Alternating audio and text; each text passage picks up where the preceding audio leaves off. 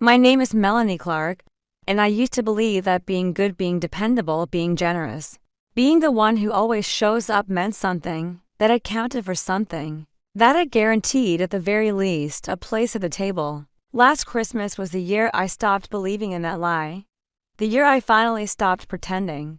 It started like any other holiday season. There was a tree in my apartment window, modest and real, scented like fresh pine and wrapped in simple lights. I'd spent a quiet Sunday decorating it alone, humming along to old carols playing low in the background.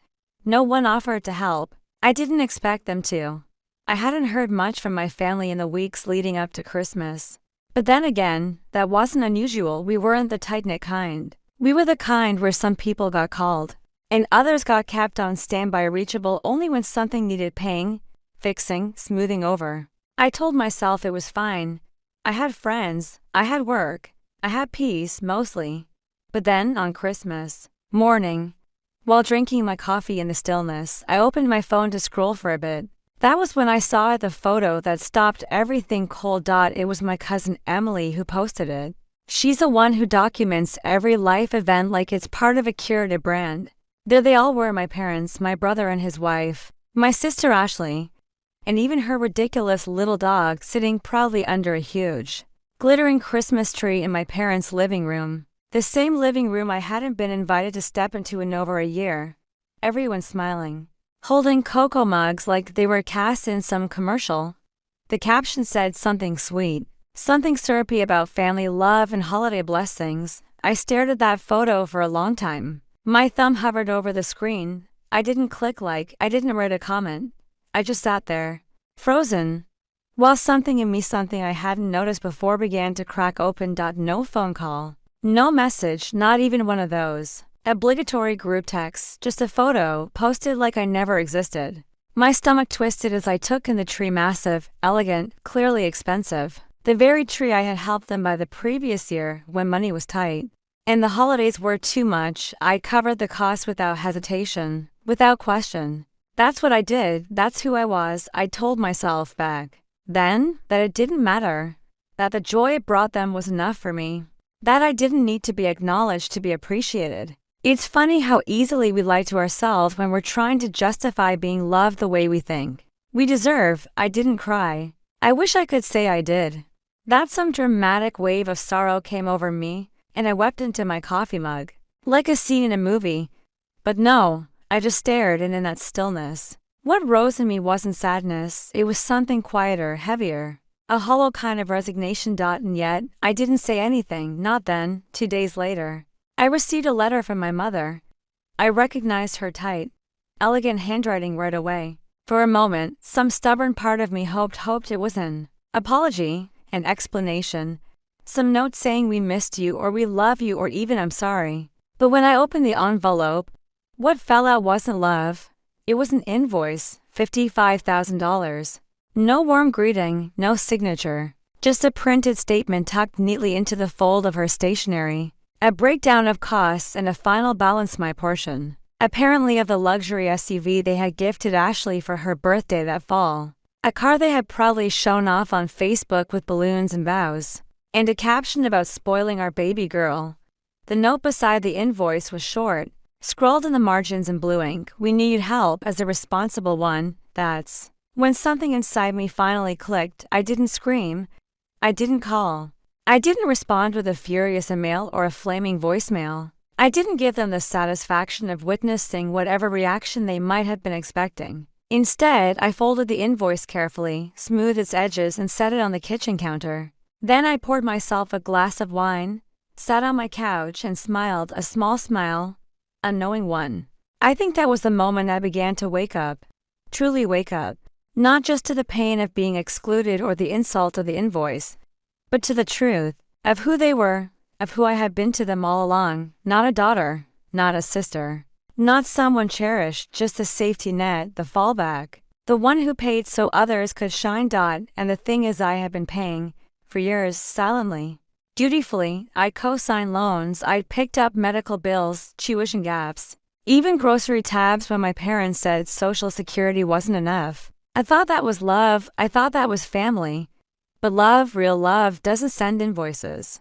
And it doesn't leave you out of the picture. That night, I pulled up some old documents on my laptop, files I had been quietly tending to over the past 6 months, a folder marked Private Trust.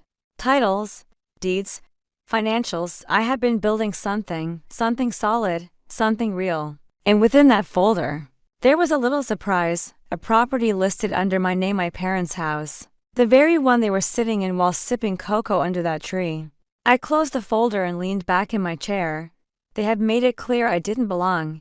Now, it was time I made something clear to Dot, not with a fight, not with fireworks, but with a pen. The silence stretched, not just from them but from me, too. After the letter with the invoice arrived, I didn't respond, not a word, not a call. I didn't text back or email or send a clever, cutting message to make a point. I let the quiet sit heavy between us, thick like fog, I think, on some level.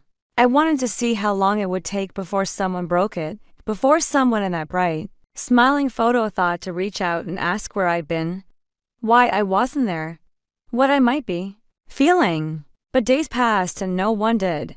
And so the silence turned from something accidental into something deliberate, intentional, maybe even a little sacred. I sat with it, wrapped it around myself like a blanket that didn't keep me warm, but at least kept me still. There's a strange kind of clarity that comes in the middle of heartbreak when you stop arguing with it, when you stop twisting yourself into 100 shapes trying to understand how people who raised you, who claim to love you, could cut you out like you were just some extra line item on a balance sheet. That's what the invoice felt like. In the end, not just a demand for money, but a declaration of my role, my purpose. I wasn't invited to celebrate, but I was still expected to subsidize a celebration. The more I thought about it, the more years began to tumble forward in my mind like a silent film reel. I remembered birthdays where I'd footed the bill for dinner, quietly slipping my card to the waiter so my parents wouldn't feel embarrassed. I remembered the time Ashley wanted to study abroad and our parents just couldn't make it work. So I wrote a check and told her to go chase her dreams. I remembered Christmases where the gifts I gave were met with polite nods, while hers were met with squeals and tears and hugs. I remembered how it always felt like I was watching from the sidelines, holding the camera, making sure everyone else was in frame. The memories weren't loud or dramatic. They were quiet, softly humiliating, and somehow that made them worse. There was no single moment I could point to and say, this is where they betrayed me. It had all happened by degrees, little cuts that I'd ignored, thinking I was just being sensitive, just overthinking, just being too much. But that photo, that damn photo. It was like the universe had framed it just for me, everyone smiling. The dog even had a Christmas sweater. There were stockings on the mantel, 6 of them, one for each family member except me. That part hit the hardest.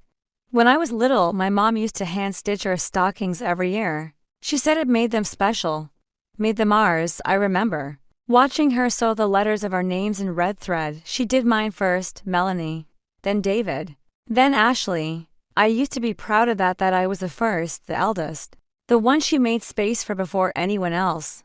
I don't know when my name stopped belonging in that lineup. I tried not to spiral. I reminded myself that I had a life one I built on my own, a career I'd earned without shortcuts, properties I owned, a quiet little circle of people who showed up for me without asking what I could give them. But none of that stopped the sting, because no matter how successful you are, no matter how grown you think you've become, something in you still aches to be chosen, to be wanted without conditions or transactions. I thought maybe David would reach out. He's my brother. 2 years younger. When we were kids, we were close-built pillow forts, made up stories, whispered under covers when the house got too loud. But adulthood carved a distance between us. He got married, had kids, became someone I barely recognized. I wondered if his wife thought I was difficult, or cold, or strange. I wondered if she even knew about the years I helped cover his student loans so they could afford a down payment. I wondered if that story had been rewritten in their house, or simply erased.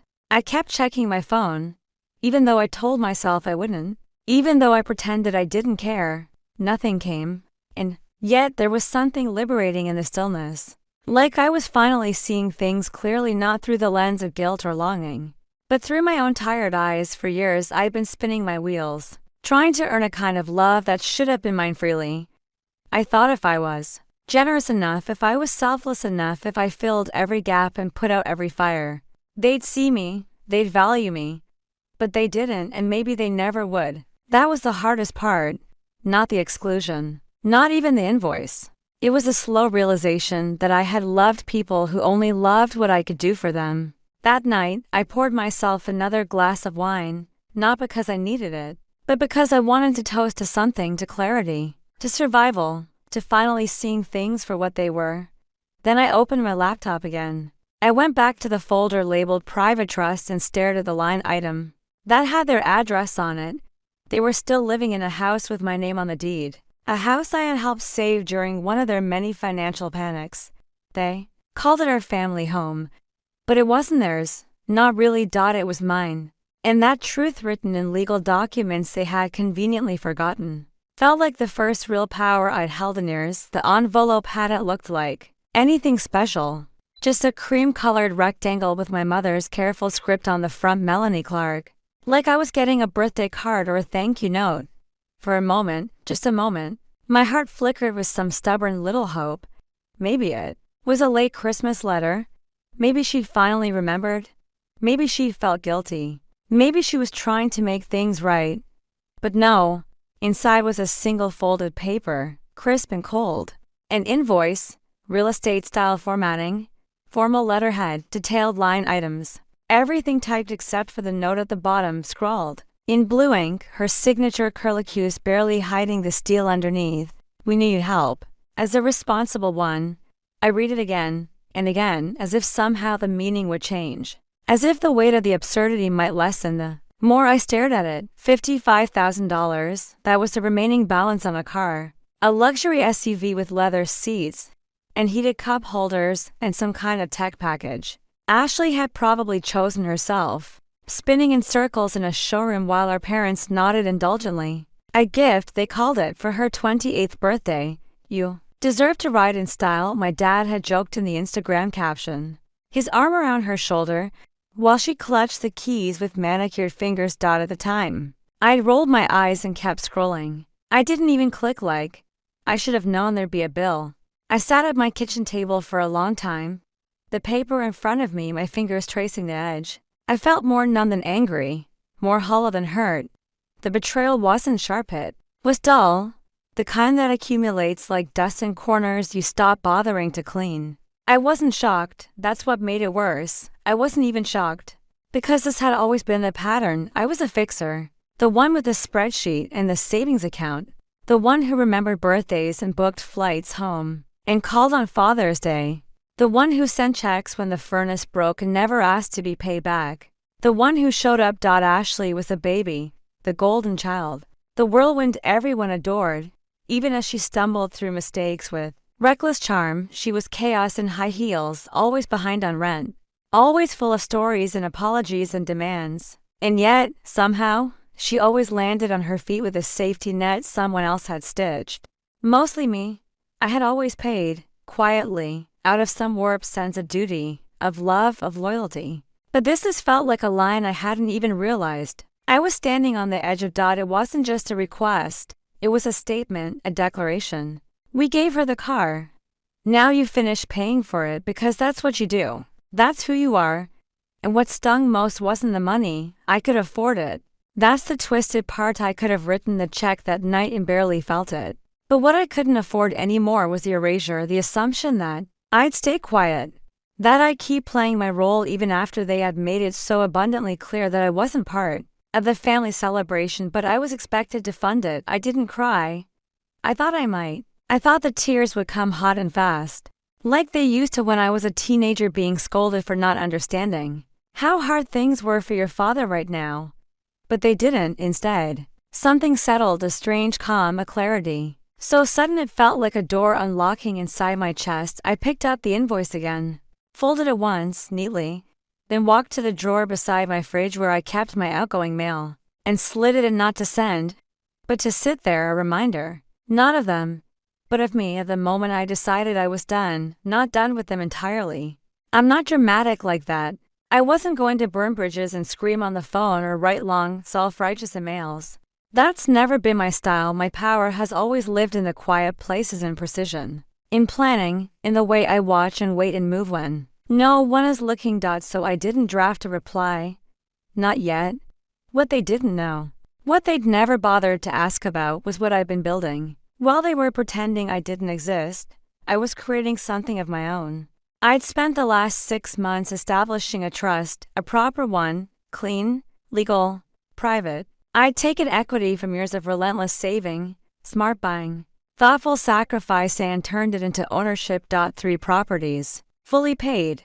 One of them, ironically, the house they currently lived in. The one they begged me to help refinance 8 years ago when the market crashed. And they were drowning in debt. I'd done it, of course, took over the mortgage, added my name to the deed, signed papers in their living room while Ashley cried upstairs because her boyfriend had just dumped her. I was 26, still young enough to believe I was being noble, helping out, saving the family home. I never thought they'd use that same home to host parties I wasn't welcome at, and yet, here we were. I pulled out the trust documents on my laptop, clicked through the folders. The house was their clearest day. Clark Trust, property number 2. My name on every line, their address under my control.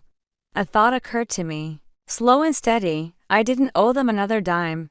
Not for Ashley's car, not for old debts, not for emotional leverage dressed up as gratitude. And more than that, I didn't owe them my silence. I wasn't going to fight them. I wasn't going to scream. I was going to write back. And in that reply, I wasn't going to include a check. I was going to remind them who held the deed. The night I decided to respond to my mother's letter, there were no fireworks, no big moment, no dramatic soundtrack playing in the background, just me, sitting at my kitchen table in an old hoodie, my laptop glowing faintly in the dim light, a glass of wine going warm in my hand. I had stared at that invoice for 3 days, left it on the counter like a guest I hadn't invited, but didn't know how to ask to leave. Sometimes I'd glance at it while making coffee, or when I passed by on the way to the bathroom. I couldn't bring myself to throw it away, not yet. I needed to look at it, to absorb what it really meant. It wasn't about the money. That part became clearer every time I read it. It was about who they thought I was, who they assumed I would always be.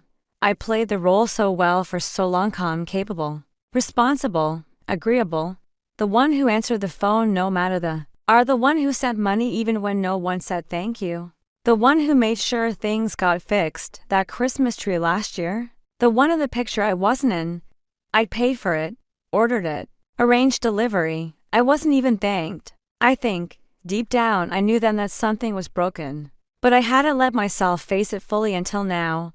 And yet, the moment I decided to respond was oddly quiet, like slipping into cold water and realizing, after the first shock, that you could float there.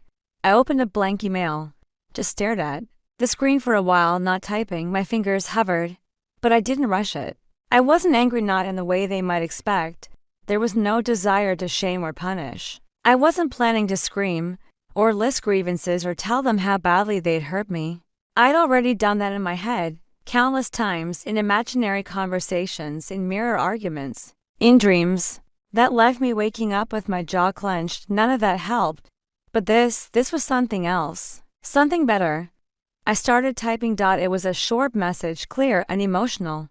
I thanked her for the invoice, acknowledged receipt of the amount due, and let her know kindly that I would not be contributing toward the balance. I explained, in one elegant sentence, that my financial priorities had shifted and that I was no longer in a position to subsidize luxury gifts given to others under the guise of familial obligation. I paused after that line, reread it, noticed how cold it sounded. But I didn't change it. It was true. And for once, I wasn't going to edit my truth to make others comfortable. Then I wrote one more line. I imagine this comes as a surprise, but please know that the surprise goes both ways. That was it. No anger, no pleading, no elaborate explanation trying to justify why I was finally choosing myself. I didn't sign it, love, Melanie. I just put my name.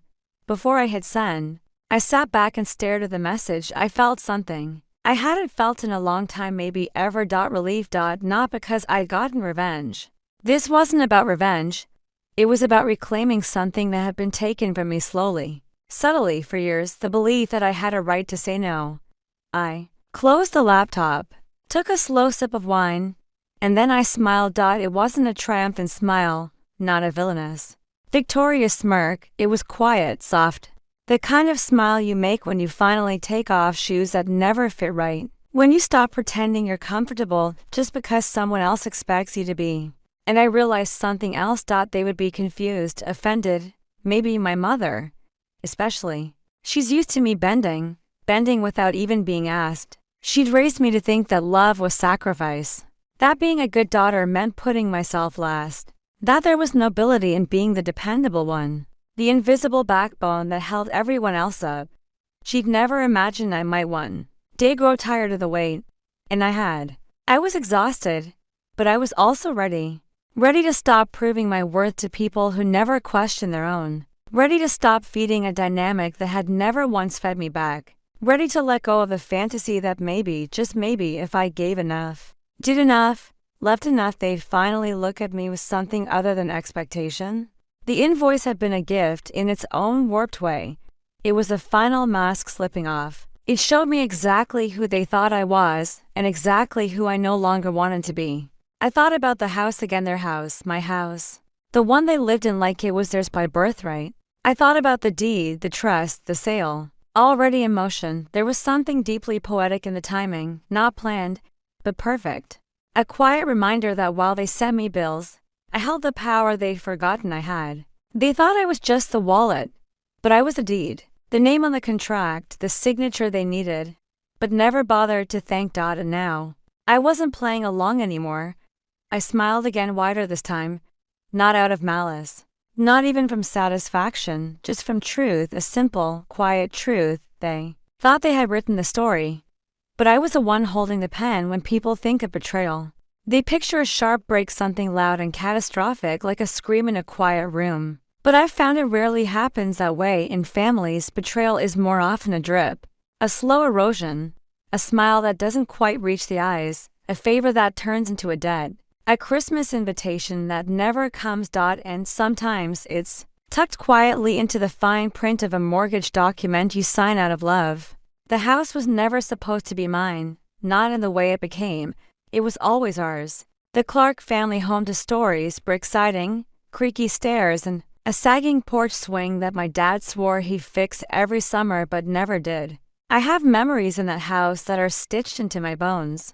Running down the hallway in my Halloween costume, dancing with Ashley in socks on the hardwood floor, the smell of burnt popcorn during our family movie nights. I loved that house. So, when the 2008 crash came, and my parents found themselves drowning in a sea of bad decisions and ballooning debt, I didn't even hesitate. I was 26. Just starting to find my footing financially. I had a decent job, decent credit, and a deep-rooted desire to save things, people, places, memories.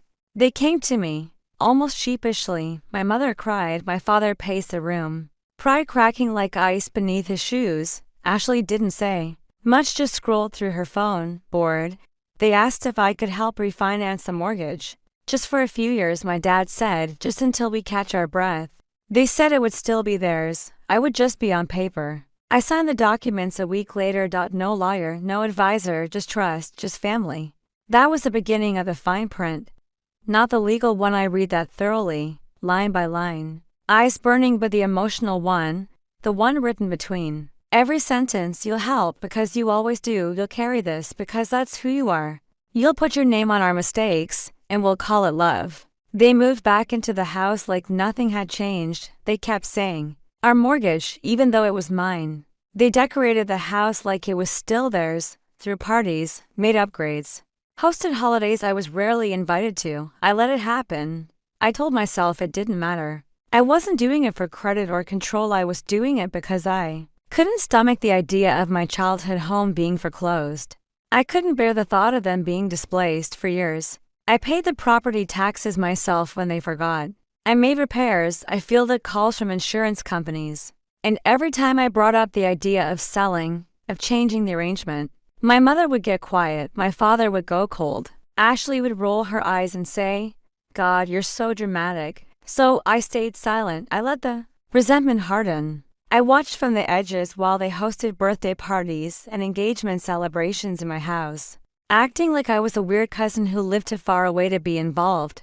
I started to notice the ways I'd been erased not just from holidays or family photos, but from the narrative. When people asked how they managed to keep the house after the recession, my mom would say, "We got lucky." My dad would shrug. No one ever mentioned me. I became a footnote in my own generosity, and that more than anything is what eventually broke something in me. Not the money, not the silence, not even the invoice, but the invisibility. I could have lived with being used. That part, sadly, I'd grown accustomed to. But being erased while being used, that was something else entirely. So when I finally began building the trust, I knew exactly what I was doing. It started small. A second property and investment condo I quietly saved up for. Then a fixer-upper I flipped with the help of a friend in real estate. And all the while, their house sat in the background. A ticking clock they didn't even know was counting down. They never asked questions, never checked whose name was still on the deed, never thought to wonder what might happen if I stopped pretending. I imagine they thought I'd keep carrying them forever out of guilt, or duty, or some twisted form of loyalty. But love without acknowledgement turns into something else. It decays, and once it rots, it doesn't grow back. So when I got the invoice when my mother sent me a literal bill, like I was a bank, not her daughter, it wasn't just offensive, it was clarifying. It reminded me of all the fine print I had ignored over the years, the unspoken rules, the expectations. The house may have held their memories, but the title still held my name. And that mattered more than they realized, more than I'd allowed myself to believe. So I did what I had every legal right to do. I listed it quietly, efficiently, without drama. The trust handled the transaction. The sale went through a small firm that specializes in private family-owned transfers. No for sale sign on the lawn. No notice to them until everything was finalized. They received the certified letter on New Year's Eve. 30 days to vacate. I wasn't home when the call came in. I saw the voicemail notification light up on my phone and knew exactly what it was. I didn't listen to it that night. I poured myself a glass of champagne, toasted the silence, and let the new year wash over me like a soft tide. It was done, not out of revenge, not even out of anger, but because sometimes the fine print tells a story louder than any letter ever could. There was a moment, just after I signed the final set of documents, when I sat back in my chair and let my hands rest flat on the table. It was quiet, just the faint hum of my laptop and the soft creak of the radiator in the corner of the room. I closed my eyes and let out a breath I hadn't realized I'd been holding for years. The house was no longer mine, and yet, for the first time in my adult life, I felt like something finally was. I thought there would be a rush, some dopamine spike, some thrill of pulling off a power move I never imagined I was capable of. But instead, I felt still, calm. It was like untangling a knot that had sat just beneath my ribs for over a decade. The absence of weight, not victory exactly, but clarity. I had gone through the sale with precision. I kept my distance emotionally. Even as a real estate firm I hired updated me on the timeline, I wasn't cruel. I didn't sell to developers or investors who got the house. I found a small family, a teacher, and her husband, new baby on the way. They were so grateful. So wide-eyed, they wrote me a letter after their offer was accepted, thanking me for the chance to own a home with history and heart. I didn't tell them the whole story, just that the house had been a part of my life for a long time, and I was ready to pass it on. There was something poetic in that. I was passing it on, not just the bricks and mortar, but the burden, because for years, that house had been a symbol of obligation, of guilt, of invisible labor dressed up as love. Every time I paid the taxes or covered a repair or signed yet another insurance form, I told myself I was preserving something sacred, a childhood, a family, a connection. But it was just a house full of people who couldn't or wouldn't see me as anything other than useful. Selling it didn't feel like revenge. It felt like honesty. The transfer closed on December 28th. I signed remotely to quick meetings with a notary. A few e-signatures, a final confirmation, done. I asked the firm to delay mailing the notice until New Year's Eve, not because I wanted to ruin their celebration, but because I wanted it to be a line in the sand, a date no one could forget. The notice was short, civil, 30 days to vacate. The new owners would take possession in February. All communication was routed through the firm. I didn't want them calling me, pleading with me, bargaining. I didn't want them to think they could talk their way back into my soft spots. Because those spots were gone, or maybe they just hardened into something else. I imagined their faces when they opened the envelope, my mother's careful hands, smoothing the edges, probably assuming it was a holiday card, my father, glancing over her shoulder. Ashley, maybe there for another party, laughing until the words on the page registered. They'd be confused at first, then panicked, then angry. I didn't need to witness it. I already knew the script. When I was younger, I used to rehearse arguments in my head, long speeches about how I felt invisible, how I was tired of always being the one to clean up after everyone else. I'd imagine my mother's shocked face, my father's stunned silence, Ashley's guilt. But those speeches never came. I never had the courage, or maybe the confidence, to actually deliver them. Turns out I never needed to. Paper does the talking. A deed is louder than a monologue. The voicemail started around 6 p.m. that night. First from my mother, then my dad, then Ashley, whose tone was less surprised than outraged. As if the whole thing had inconvenienced her. As if my decision to sell my own property was a betrayal of some unspoken rule she'd never felt bound to follow herself. I didn't listen to them all. I saved a few, though, just so I'd never forget how quickly affection turns to entitlement, how fast her family becomes. How could you? They didn't ask why. Not really, because deep down, they knew. Even as they cursed or pleaded or accused me of cruelty, they knew. They had forgotten who owned the pen. They thought I would always be the one to bend, to forgive, to fund. They hadn't noticed how quiet I'd gone, how still. But silence is its own language, one they'd never bothered to learn. And now it was speaking for me. I spent New Year's Eve alone. No parties, no champagne countdowns, just me, a bowl of soup, a book, and a candle flickering gently beside the window. I watched the snow fall like a lullaby. I let the silence stretch. I didn't need noise. I didn't need anything. I had myself. I had a future that no longer involved buying my way into love, that was never unconditional. And most of all, I had closure. Not the kind people write about in self-help books. Not a healing conversation or a family sit-down where everyone cries and hugs and promises to do better. No. My closure came with a notarized signature and a tracking number.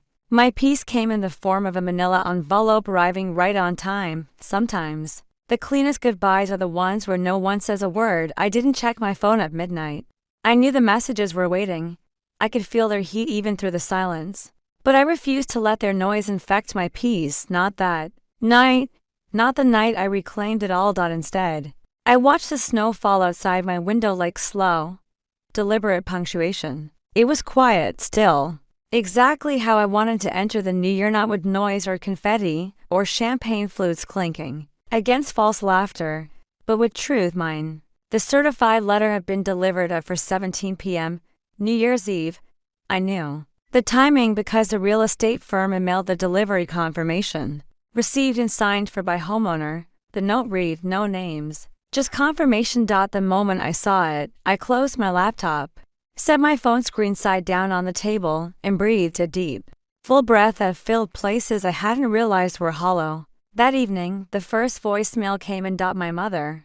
I didn't answer, of course. I didn't need to. She left a message, her voice tight, controlled. That tone she used when she was trying not to cry but wanted everyone to know she could have pushed. Melanie, we received something today.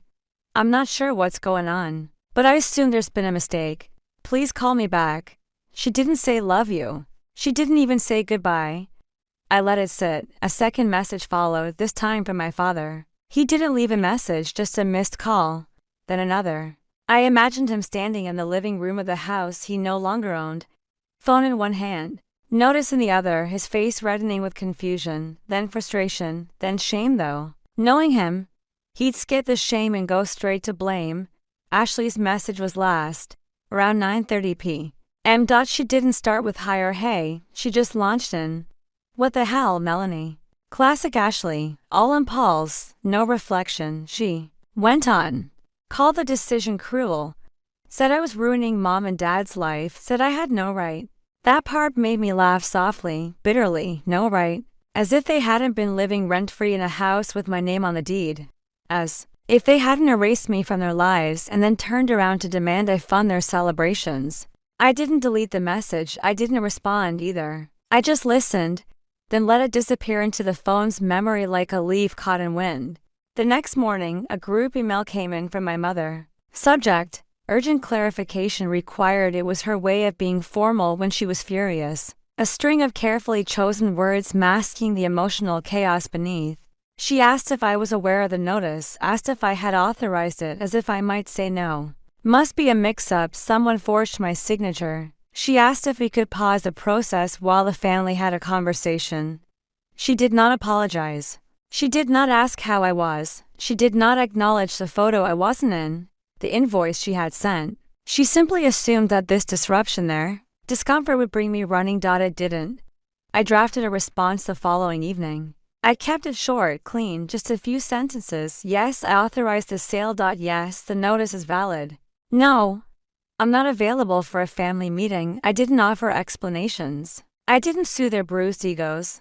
I didn't try to soften the blow with "I love you" or "I hope you understand," because I wasn't sure I did love them, at least not in the way I had before. Not in the way that made me keep paying for their comfort at the cost of my own peace. And no, I didn't hope they understood. Understanding would require accountability. And I wasn't holding my breath for that anymore.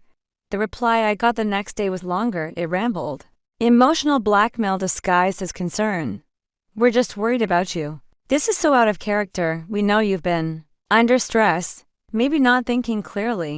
They were trying to reframe my clarity as instability, because it was easier to believe I was unraveling than to face the fact that I was finally setting boundaries. I didn't respond. Let them sit with the discomfort. Let them feel the silence I lived in for years. Let them wonder how someone like me, quiet, generous, ever reliable, could become someone capable of walking away. The truth is, I hadn't changed overnight.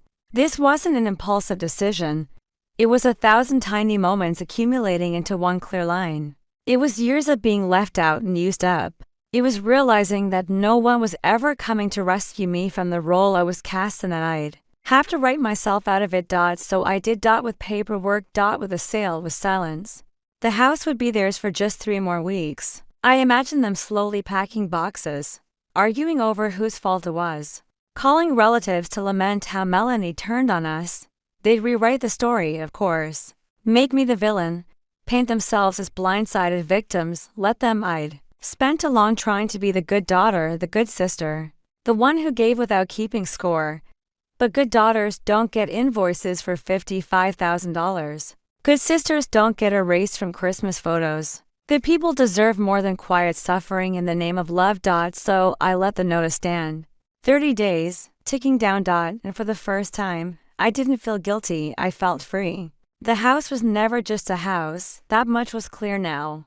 It was a symbol, a set piece. The stage where my family performed the illusion of unity, comfort, and old-world values. Holidays, birthdays, announcements, all of it happened in that house. And now that it was slipping through their fingers, their entire sense of order was unraveling. And still, no one said they were sorry. Not once. Not my mother, whose voice trembled in voicemails but never bent toward apology. Not my father, who seemed to think his silence was noble, when really it was just his way of letting the women do the emotional labor.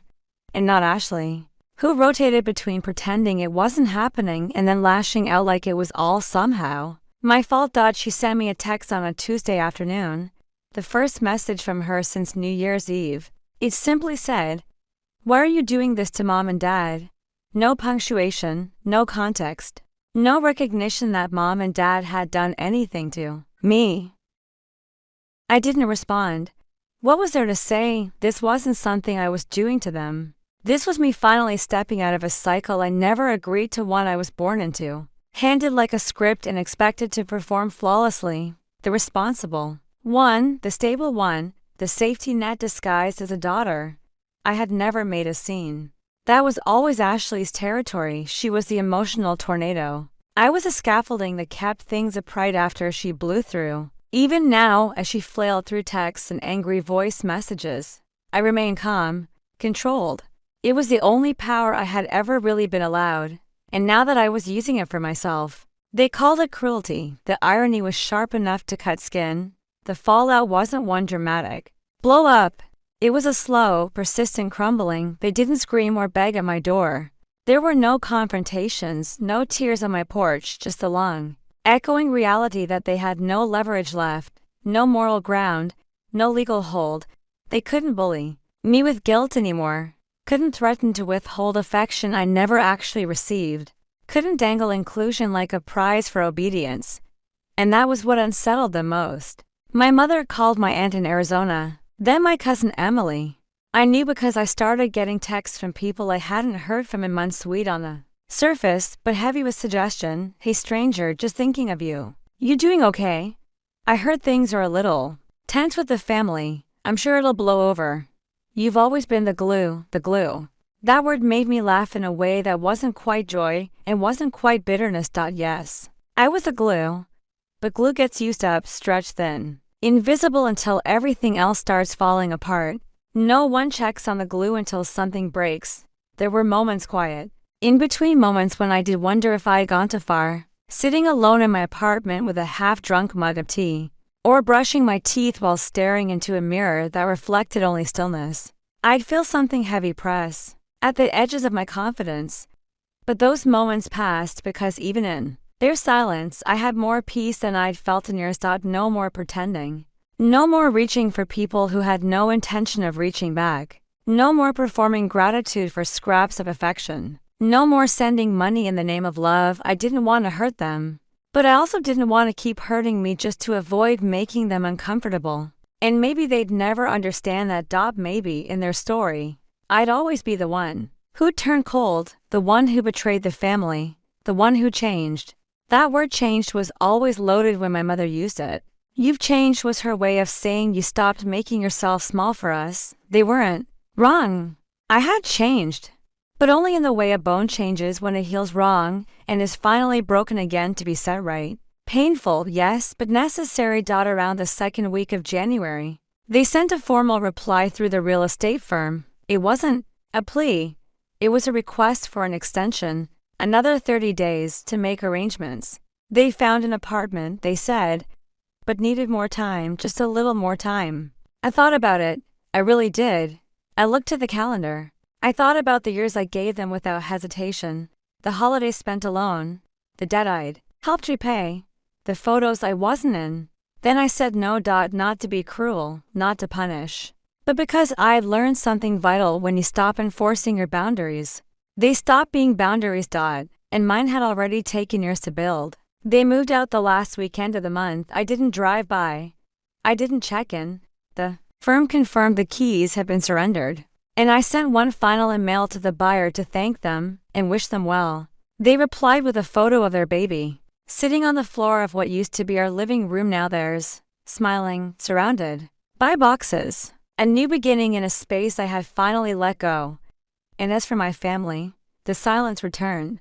But this time it was mine. Owned, claimed, protected. I didn't know if we'd speak again. I didn't know what shape things might take in the months or years to come. But I knew one thing with absolute certainty. They would never unsee this version of me again. The one who didn't flinch. The one who didn't fold. The one who finally understood her own worth and acted like it.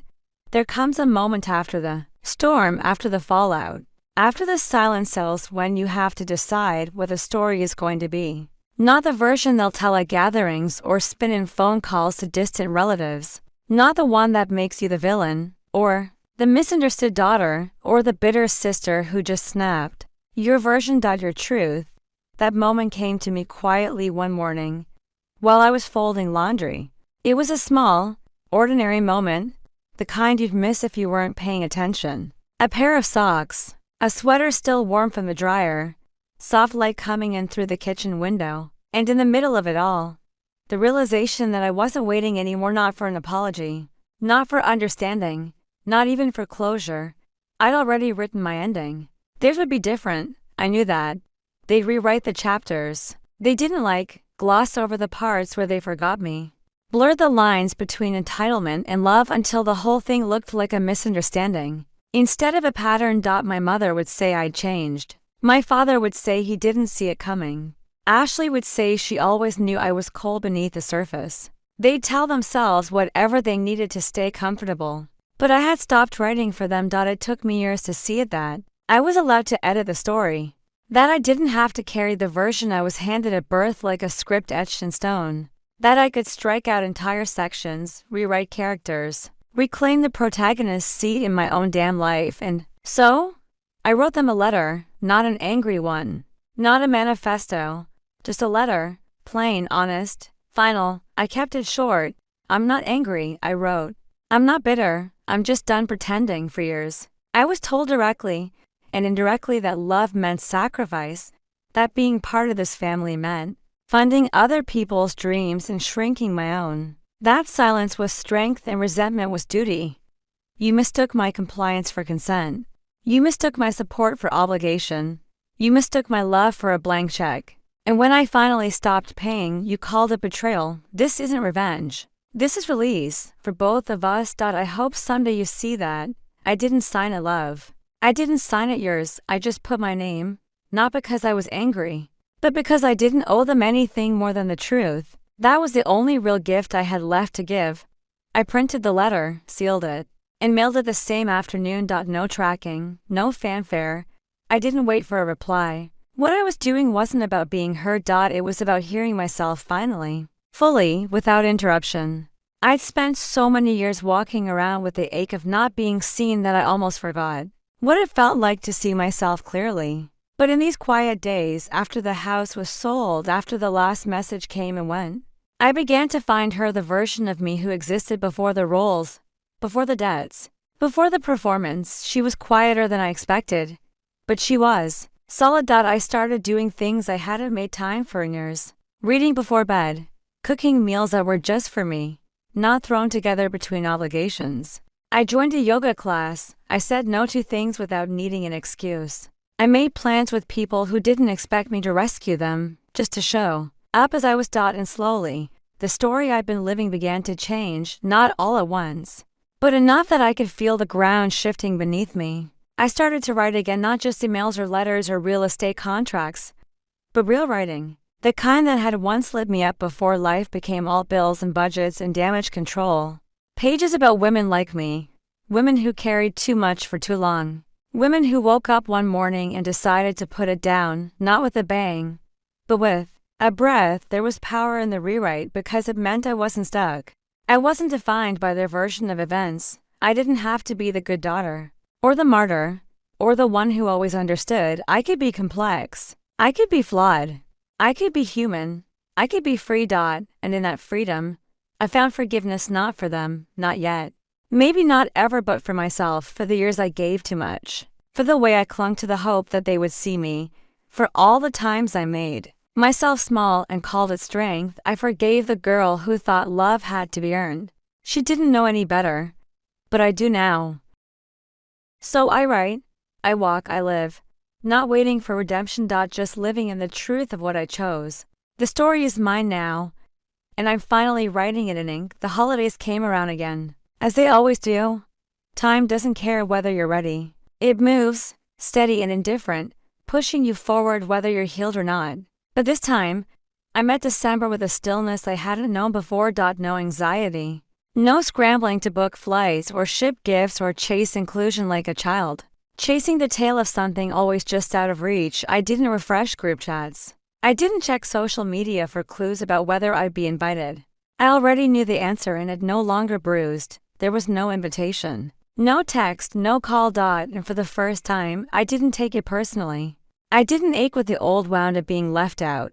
I didn't spiral through memories of what ifs or bargain with myself about how maybe next year I could do something different. I simply made other plans. My kind of plans. I bought a tree, a small one, real pine. Slightly lopsided, but charming in the way that real things often are. I decorated it slowly, with no theme or color scheme, just old ornaments I'd kept for myself and a few new ones I picked up on a whim, not to impress anyone, not for Instagram, just because they made me smile. A ceramic fox, a hand-painted skyline, a silver M I cooked for myself, freely cooked. Not just meals thrown together because I was too tired or too used to being alone at the table. I lit candles, played music, I invited a few friends over, people who saw me, who didn't expect me to be anyone other than who I was. No performance, no debt. Just presence. We drank wine and played cards. One of them brought a dog who promptly stole a cookie from the counter and spent the rest of the evening being smug about it. We laughed.